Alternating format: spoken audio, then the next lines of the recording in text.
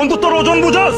হ্যাঁ, বন্ধুত্বর আরেক নাম হচ্ছে জিন্দেগি। বন্ধুত্ব মানে জীবন, ভালো মন্দ সুখ দুঃখ সবকিছু একসাথে মিলায় বন্ধুত্ব।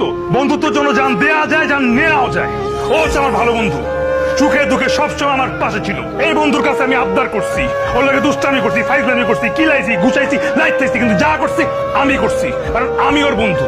আমি ওরে মারমু, কিলামু, যা খুশি করবো, কিন্তু আমার সামনে আমার বন্ধুর গায়ে কেউ যদি হাত দিতে আসে একেবারে পুইতা ফেলামু, স্ট্রেট কথা।